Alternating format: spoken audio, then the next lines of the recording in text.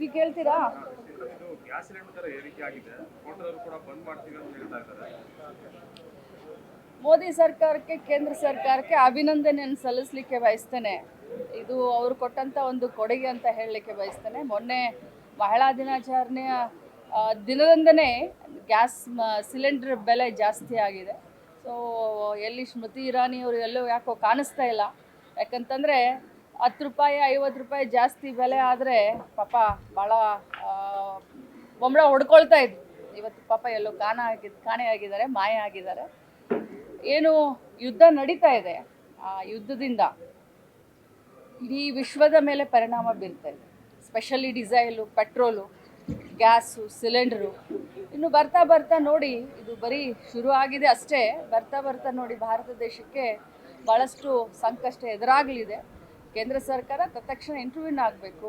ಹೋಟೆಲ್ದವ್ರಿಗಾಗಿರ್ಬೋದು, ಅಥವಾ ಹೋಟೆಲ್ ಗ್ರಾಹಕರಿಗಾಗಿರ್ಬೋದು, ಅಥವಾ ಸಾಮಾನ್ಯ ಜನರಿಗಾಗಿರ್ಬೋದು, ಈ ಒಂದು ಬೆಲೆ ನಿಯಂತ್ರಣವನ್ನು ಮಾಡಬೇಕು. ಜೊತೆಯಲ್ಲಿ ಗ್ಯಾಸನ್ನ, ಸಿಲಿಂಡ್ರನ್ನ ಇಮಿಡಿಯೇಟಾಗಿ ಎಷ್ಟು ಬೇಕು ಅಷ್ಟು ಪೂರೈಕೆ ಮಾಡೋದ್ರಲ್ಲಿ ಗಮನ ಹರಿಸಬೇಕು.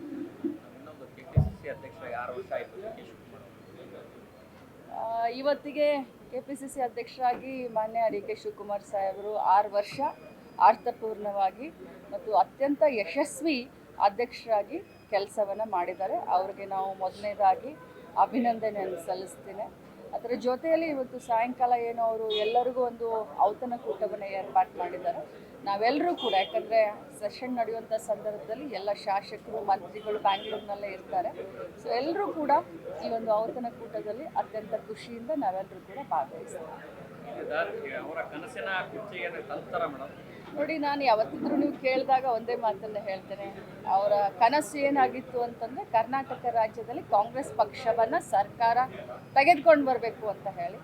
ಅವರ ಒಂದು ಕನಸನ್ನು ಈ ಒಂದು ಜನತೆ ಈಡೇರಿಸಿದ್ದಾರೆ. ಇನ್ನು ಮುಂದೆ ಏನೇ ಇದ್ದರೂ ಕೂಡ ಅದು ಹೈಕಮಾಂಡ್ ವಿಚಾರ.